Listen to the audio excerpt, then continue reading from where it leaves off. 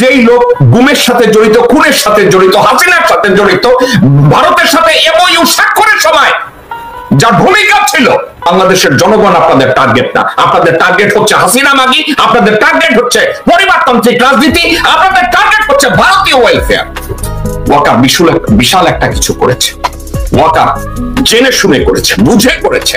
ও আবার কেউ কেউ বলেছে তারা শুধু আপনার আঙ্গুলটাই দেখলেন, ওই আঙ্গুলটা জনগণকে দেখাইছে, এখন আপনি ওই আঙ্গুলটাকে সাপোর্ট করতে যাচ্ছেন। ওই আঙ্গুলটা যখন আপনার পুটকির মধ্যে ঢুকাবে আপনি টের পাবেন কতটা ব্যথা। ভাই, জেনারেল ওয়াকারের ভাষাটা একটু বোঝার চেষ্টা করেন। আমি বুঝেছি, আমি খুব ভালোভাবে বুঝেছি, আপনারা বুঝেন নাই। অনলাইনে যারা ওয়াকারের দাবিদারি করেন, ওয়াকারকে প্রমোট করেন, যেসব বান্দরেরা বলেন 5ই আগস্ট ওয়াকার নামাজের কাপড়ে বৈশাখ কাঁদতেছিল, আপনাদের পুটকিতে ঘি লাগাইয়া কুত্তার পাশে ছাইড়া দেওয়া উচিত। দেশপ্রেমিক মনে করে এমন সব কাজ কারবার করেন, এমন কিছু বিশ্বাস করেন যেগুলো দেশের বিরুদ্ধে যায়। নিজেদেরকে ইমানদার দাবি করেন, কিন্তু এমন সব কাজ করে, এমন কিছু কর্মকাণ্ডের সাথে জড়িত হন, আপনি বেঈমানে রূপান্তরিত হন, অথচ আপনারা বুঝেন না। নিজের 2 পয়সার জন্য ব্রিগেডিয়ার জেনারেল সাখাওয়াত যখন কথা বলে, It's like you are talking to an angel. অনেকে বলে ভাই আপনি গালাগালি করেন, আপনাদেরকে আমি ঠান্ডা মাথায় একটা কথা বলি। ওয়াকারের প্রশংসা করতে চান, আমি যেসব কথাগুলো বললাম এগুলো নিয়ে আলোচনা করতে চান, আমি আপনাদেরকে ইনভাইট করছি উইথ অল রেসপেক্ট। একজন লোক এগিয়ে আসুন আমার সামনে, information against information, education against education, politics against policy. আমি আপনাদেরকে অপমান করব না, আসুন আমার সামনে বসে আপনারা ওয়াকারকে ডিফেন্ড করুন, আপনাদের সাথে কথা বলি, দেখি আপনি ওয়াকারের কত বড় শুভাকাঙ্ক্ষী। আসুন, আমি যাদেরকে ইনভাইট করছি, everyone is included, no one is excluded. যারা যারা ওয়াকারের প্রশংসা করতে চান, you guys are more than welcome to come on this show. Waker army শৃঙ্খলা নষ্ট করেছে, মিলিটারি লয়ের পরিপন্থী অনেক কাজ করেছে, প্রচলিত আইনের বিরুদ্ধে গিয়ে কাজ করেছে, দেশদ্রোহিতা করেছে, আদর করছে এবং বাংলাদেশের বিরুদ্ধে কাজ করছে। তবে সবার কাছে নিজের পরিচয়টারে হামবাক করে তুলে ধরে, তার যদি কোনো প্রকার আত্মসম্মান বোধ থাকে, দায়িত্ব নিয়ে রিজাইন করে সে বেরিয়ে যাক। কিন্তু আমি জানি সে যাবে না, কারণ ভারত তাকে বসিয়ে রেখেছে। তার বস তাকে বলেছে রিজাইন দেওয়া যাবে না, তুমি ওখানে থাকবা। তার বসকে, দর্শকবৃন্দ, তার বসকে, তার বস 2 দিন আগে একটা স্টেটমেন্ট দিছে, কয়েকদিন আগে, ভারতীয় সেনাবাহিনীর প্রধান। এই ভারতীয় কঙ্কুবাইন শুয়োর বলেছে বাংলাদেশে নাকি পাকিস্তানি সেনা গোয়েন্দা রয়েছে। আরে মাদারচোদ, পুরা বাংলাদেশ হাসিনার শাসন আমলে তোর বাহিনী বাংলাদেশের ইউনিফর্মে কাজ করেছে, কুত্তার বাচ্চা। কোন দেশপ্রেমিক সোলজার ছিল না তোর মুখের দিকে তাকিয়ে খানকির পোলা তোর রলয়া তুই বাংলাদেশ থেকে যা, কেউ বলার ছিল না। এই মাদারচোদ এখন বলে বাংলাদেশে পাকিস্তানি সেনা গোয়েন্দা রয়েছে এবং এটাকে সাপোর্ট করছে জেনারেল ওয়াকার। সাপোর্ট করছে জেনারেল ওয়াকার, কোথায় যাবে? 2017 সালের 8ই এপ্রিল যখন এই প্রতিরক্ষা এমইউটা স্বাক্ষর হয়, তখন একজন মানুষ ছিল না এই চুক্তিটাকে সামনে ছুঁড়ে ফেলে লোকজনদেরকে বলা যে হাসিনা মাগি কি করছে। একজন লোক ছিল না, একজন মানুষ ছিল না। আমি তো প্রায় সময় বলি আওয়ামী লীগের ভিতরে 2-1 দেশপ্রেমিক আছে, কোথায় সেই দেশপ্রেমিকরা? কোথায় সেই দেশপ্রেমিকরা? কোথায়? দর্শকবৃন্দ এবং বাংলাদেশি ভাই বোনেরা, একটা দেশকে টেকানোর জন্য একটা সত্য কথা বলতে আপনারা ভয় পান, ঘরের ভিতরে লুকিয়ে থাকেন, নিজেদেরকে নন্দলাল বানান, আর আমার কাছ থেকে আপনারা ভদ্রতা আশা করেন। জেকব মিল্টন গালি দেয়, জেকব মিল্টনের কথাবার্তা ভালো না, আমরা আমার বউ বাচ্চা কাচ্চা নিয়ে থাকতে পারি না। ভাই, বউ বাচ্চা কাচ্চা নিয়ে কেউ যুদ্ধে যায় না। আমি এখন যুদ্ধে, আপনার বউ বাচ্চা কাচ্চার আমার দরকার নাই। আপনি যদি পারেন আমার লগে যুদ্ধে আসেন, না পারলে শাড়ি পইরা ঘরে বসে থাকেন। Conclusion, Waker must go. দর্শকবৃন্দ, সমন্বয়কারীরা বৈষম্য বিরোধী ছাত্র নেতারা রাজনৈতিক দল খুলেছে, জাতীয় নাগরিক পার্টি। জাতীয় নাগরিক পার্টি যারা তৈরি, ভুল করেছে, আমি অন্য সাবজেক্টটা স্কিপ করেছি।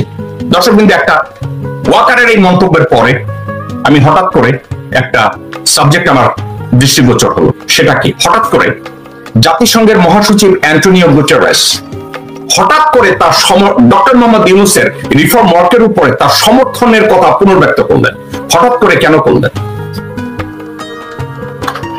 যারা বলেন ডক্টর ইউনূস কিছু জানে না, যারা বলেন ডক্টর ইউনূস কিছু বুঝে না, কিছু কিছু রদ্দি মাল আছে না আপনাদের মধ্যে, তারা বলেন ডক্টর ইউনূস দেশটারে রসাতলে দিছে। আপনারা কত শ্রেণীর বেজন্মা এবং ভারতীয় বিশ্বাস তৈরি, আপনারা ডক্টর ইউনূস কিছু বুঝে না।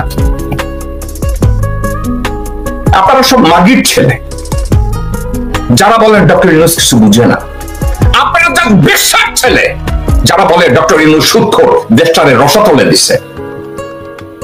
আপনারা যা 2 টাকার বেশ্যা যারা ডক্টর ইউনূসের বুদ্ধিমত্তাকে, দূরদৃষ্টিকে যারা আন্ডারমাইন করে।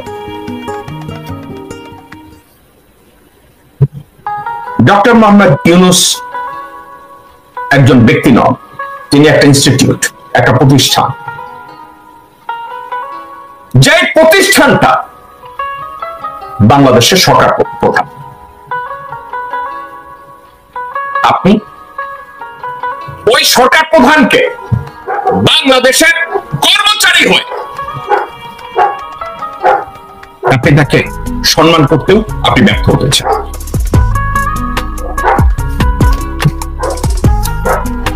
দর্শকবৃন্দ, এই বিষয়টা নিয়ে আমি একটা কথা আমি বলতে চাচ্ছি, সেটা হচ্ছে এই দেশের জনগণ এবং ছাত্র জনতা বিপ্লব করেছে স্বৈরাচার পতনের জন্য। স্বৈরাচারের পতন হয় নাই। ওয়াকারকে সেনাবাহিনীর প্রধান রেখে, অন্য 2 বাহিনীর প্রধানকে তাদের জায়গায় রেখে, চুপ্পুকে বঙ্গভবনে রেখে স্বৈরাচারের পতন শুধু মুখে মুখে। এটা কেমন হয়েছে জানেন? 1971 সালে যেসব ভোদাইরা মনে করে পাকিস্তানি সোলজাররা তাদের কাছে আত্মসমর্পণ করছে, ওয়ারাস পাকিস্তানিরা বাংলাদেশের মুক্তিযোদ্ধাদের কাছে আত্মসমর্পণ করেই নাই। আপনারা যারা মনে করছেন স্বৈরাচারের পতন হয়েছে, আপনারা ভুল জগতে বাস করছেন। হাসিনা পালিয়ে গেছে, কিন্তু হাসিনা চুপ্পুকে, ওয়াকারকে রেখে গেছে। হাসিনা মির্জা ফখরুলকে রেখে গেছে, মির্জা আব্বাসকে রেখে গেছে, ইকবাল হোসেন টুকুকে রেখে গেছে, আব্দুল আওয়াল মিন্টুকে রেখে গেছে, আমির খসরু মাহমুদকে রেখে গেছে, সামাও পায়েদকে রেখে গেছে। আর 2 টাকার নোটির বটতলার উকিল রুমিন ফারহানাকে রেখে গেছে। General Waker become brain tumour of Bangladesh. General Waker একটা ক্যান্সার বাংলাদেশের জন্য, চুপ্পু একটা ক্যান্সার বাংলাদেশের জন্য। তোমরা যদি অনতি বিলম্বে তার বিরুদ্ধে দাঁড়াতে ব্যর্থ হও, আর একটা স্বৈর শাসনের দিকে এগিয়ে যাবে, আমার মা বোনদের রক্ত ঝরবে। জেনারেল ওয়াকার এবং চুপ্পুকে সরানো, আওয়ামী লীগকে নিষিদ্ধ করার পক্ষে বিপক্ষে এই বিতর্কটা সেকেন্ড, কিন্তু প্রায়োরিটি হলো ওয়াকার এবং চুপ্পুকে রেখে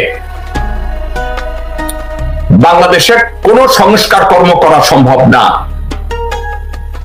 দর্শকবৃন্দ, আপনাদেরকে আমি একটা কথা বলি, ওই দিনকার রাওয়া ক্লাবের জেনারেল ওয়াকারের ওই মন্তব্যের পরে যে বিডিআর হত্যাকাণ্ড ঘটিয়েছে, বিডিআর এর জওয়ানরা ফুল স্টপ, এই কথা বলার পরে বিডিআর হত্যাকাণ্ডের ব্যাপারে যে কমিশন গঠন করেছে ওটা জাস্ট একটা গু কমিশন হয়েছে।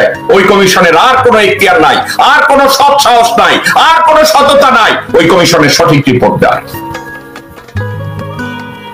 হাসনাত আব্দুল্লাহ, আমি তোমাকে বলবো তোমরা প্রায়োরিটাইজ করো, প্রায়োরিটাইজ করে সামনে এগিয়ে যাও। আওয়ামী লীগকে নিষিদ্ধ করবা না কি করবা এ সম্পর্কে বলেছি। আওয়ামী লীগের এখন পর্যন্ত তোমরা পারো না শেখ পরিবারের সব একটা লোককে গ্রেফতার করাইতে। আওয়ামী লীগের ডার্ক সাইডের কোন নেতা মন্ত্রীদের তোমরা অ্যারেস্ট করাইতে পারো না। ক্যান্টনমেন্টের 626 জন লোককে ছেড়ে দিছে, তোমরা ওখানে বালও ফিরতে পারো না।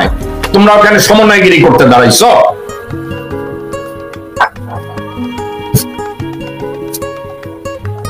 প্রায়োরিটাইজ করো। একটা মতামত নেওয়ার জন্য আমি অনলাইনে তাকিয়েছি, বিডিআর পিলখানা নিয়ে এক ভদ্রলোকের একটা পোস্ট আমি আপনাদের সাথে শেয়ার করতে চাই।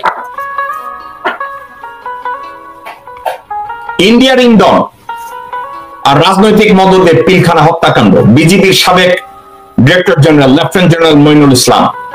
ইন্ডিয়া সবসময় চেয়েছিল কিভাবে বাংলাদেশ সেনাবাহিনীকে দুর্বল করা যায়।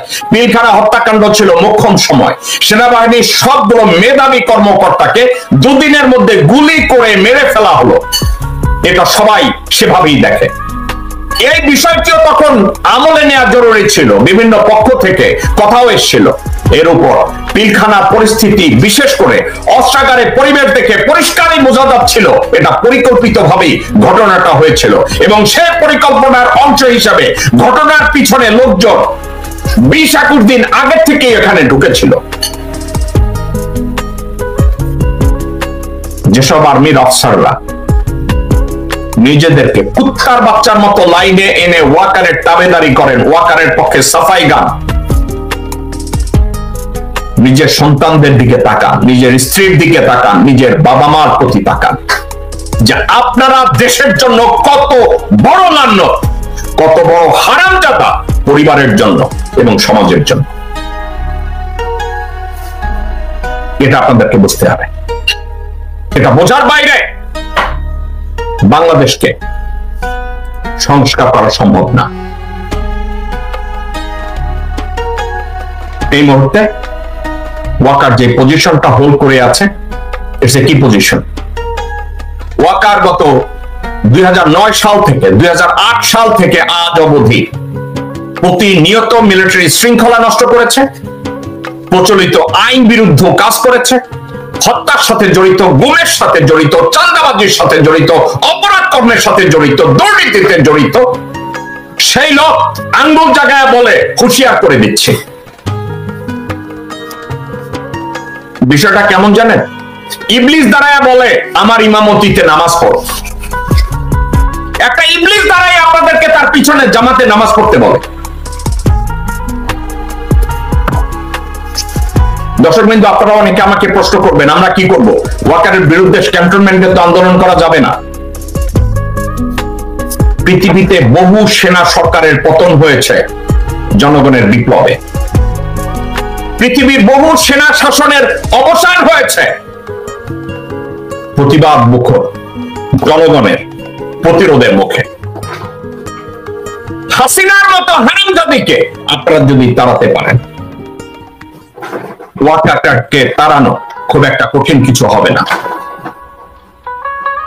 স্বৈরাচারকে যারা সরাতে চেয়েছেন, বাংলাদেশের যারা মুক্তি চেয়েছেন, আপনাদের সামনে আর কোন রাস্তা খোলা নাই, একটাই রাস্তা। ওয়াকার, অন্য দুই বাহিনীর প্রধান সহ প্রথম 3টা লেয়ারকে সরাতে হবে। আমি জুনিয়র আফসারদের দৃষ্টি আকর্ষণ করে বলছি, তোমরা বসে থেকো না। তোমাদের ইউনিফর্ম পরে ওয়াকারের মতো লোকজন, তোমাদের সিনিয়র লিডারশিপ ভারতের কল্যাণে কাজ করছে, ডক্টর মোহাম্মদ ইউনূসকে আন্ডারমাইন করছে। একটা কারণে, ভারতের স্বার্থ রক্ষার জন্য এই মুহূর্তে একটা কাজ শুধু দরকার, ডক্টর ইউনূসকে সরানো।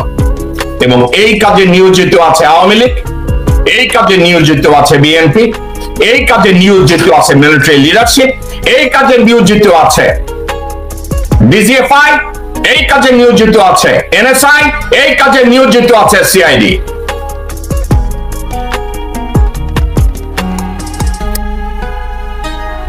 আপনারা যদি নিজের পায়ে দাঁড়িয়ে প্রতিবাদ করতে ব্যর্থ হন, প্রতিরোধ করতে ব্যর্থ হন, আপনাদের দেশটা চিরতরে হারিয়ে যাবে।